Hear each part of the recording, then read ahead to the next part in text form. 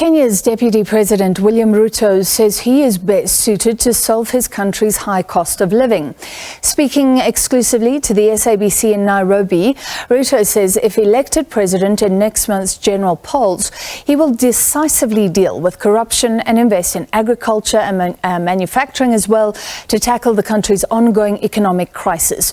Ruto, who has since fallen out with his boss, the outgoing President Uhuru Kenyatta, says his main opponent, former Prime Minister Raila Odinga's election plan fails to show how it will deliver the country from poverty. So let's take a look at that run-up to the Kenyan election. But from me and the Full View team, thank you for being with us and a very good night. See you tomorrow. Two reasons. Number one, this country is in a place where it requires a person with clarity, with a plan, and with a track record of being able to execute a plan. I think where the country is at the moment, I am probably the only person who understands where we are and understands where we need to go, and with a plan to get us there. What will you be doing differently that you have not done in the last 10 years? What I want to do now is what we should have done in our second term, which we didn't do. Unfortunately, for our second term, we had set out to build on that base and be able to do more of the social aspects of our economy. Build on the transformation of our agriculture so that we can produce more food and be able to export more and be able to create more foreign exchange. We wanted to do more around the space of ensuring that we have jobs, employment creation. We targeted housing, we targeted manufacturing to create more jobs because we have a huge youth bulge. We have close to 5 million young people today who are jobless, and 600,000 are being added every year. So we had a focus on employment creation, and then we had a focus on making sure that we have a universal health plan that would bring on board the majority of Kenyans. Unfortunately, that plan did not happen for reasons all Kenyans know. When we got ourselves into the famous handshake, and it took us on a different tangent. We went into changing the constitution, creating positions, and the whole of it that ended up nowhere. So we wasted a whole 4 years. And in the process, we find ourselves in a hole. We find ourselves in a place where the cost of living has gone up because we dropped the ball on our agriculture sector.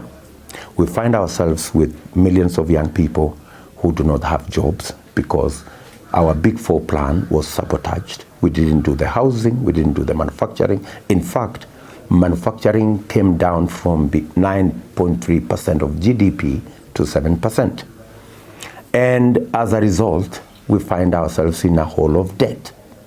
Our debt situation is in the region of 10 trillion Kenyan shillings. So this has to be sorted. And I am probably a person with the greatest understanding of what we didn't get right, how we can get it right, and I have a plan on how to get it right. Indeed, when you were launching your presidential bid in March in Kasarani, you spoke about President Kenyatta having asked you to give him space so that he can start building his legacy. Yep. Is this the reason why then you seem to take credit for the things that have gone okay in the government, but always seem to criticize what has not gone right? I have only taken credit for the things that I participated in doing. The handshake program was not my plan. So how would I take credit, or how would I own failure for something that I didn't participate? There are people who did it. The president asked me that he wanted a different team to assist him. He signed an executive order that changed the format of government. I no longer chaired the committees of cabinet. I no longer participated in making crucial decisions. So it's just as it is.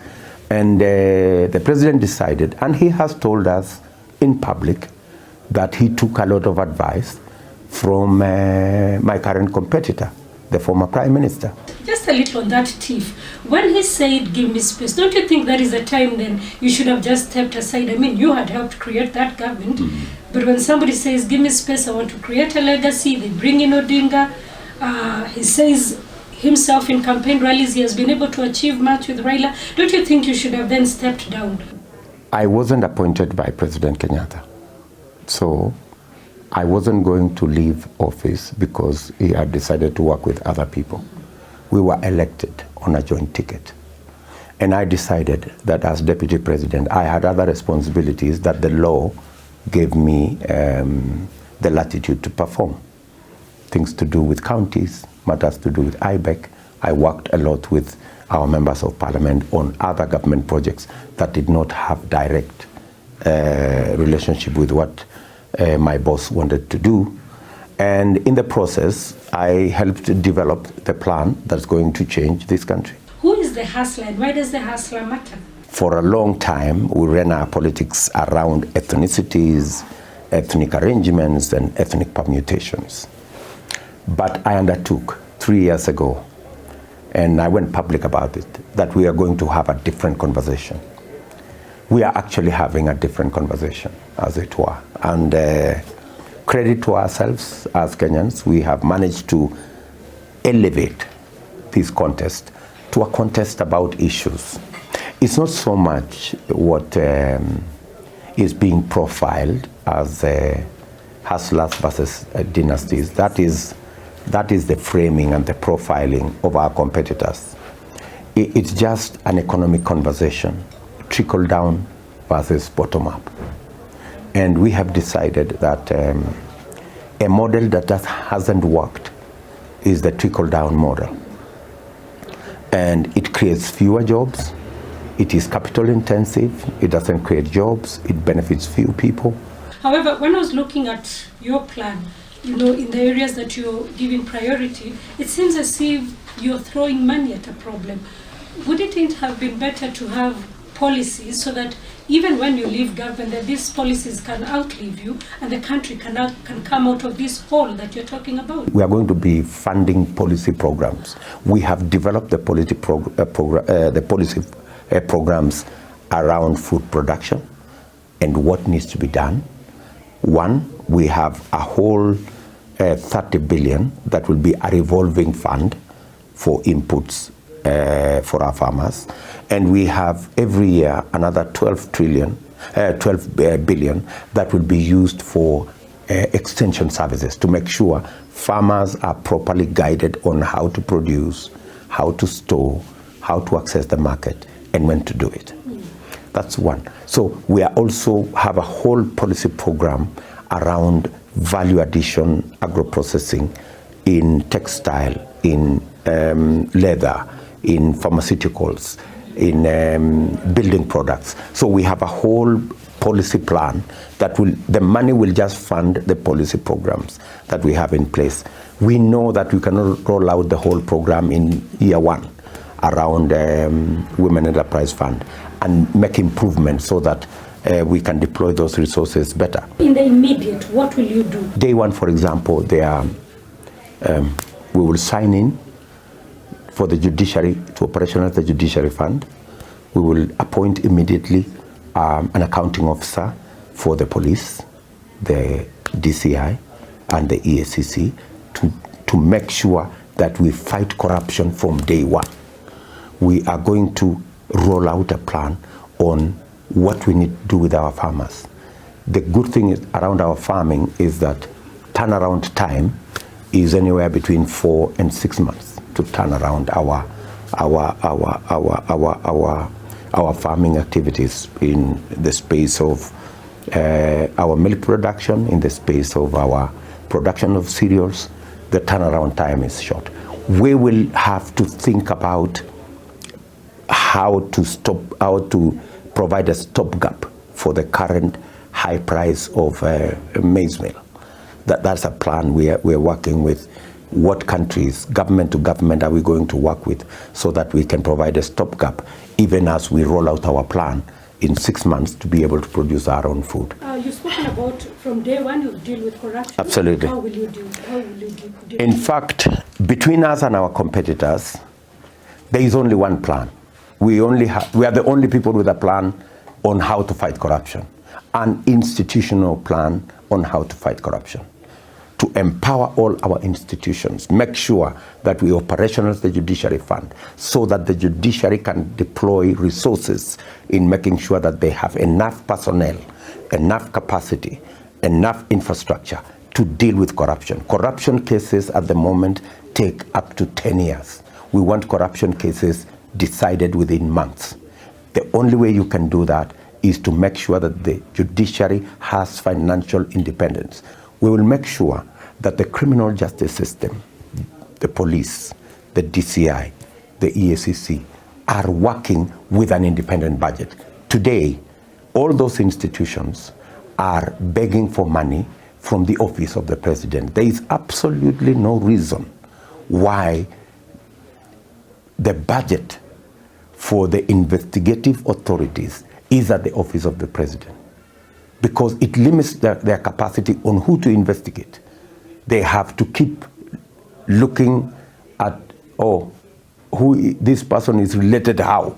So we want them to have financial independence so that they can investigate everybody, including any official, irrespective of who you are related to or irrespective of what office you hold, including the president himself. In fact, we must build institutions to be able to have the capacity to investigate corruption, theft of public resources, state capture, to investigate conflict of interest of any official. There are countries that take their presidents to court because of corruption. We must take our country to that place. It cannot happen if you go by the plan of our competitors. The plan of our competitors have a president somewhere jailing people, which means he's above the law, which means he's above investigations, which means they are personalizing. In fact, the failure around our fight against corruption is the weaponization and the politicization of the fight against corruption. The fight against corruption must be institutionalized. It cannot succeed otherwise. And our plan, if you read our manifesto, our plan is to institutionalize the fight against corruption, build the institutions, give them the financial independence, make sure they have the capacity to fight corruption at any level, including friends, relatives of even the people in power. So that's our plan.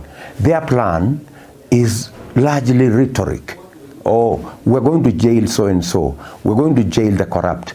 I dare ask them, how are they going to jail the same people who are funding their campaign?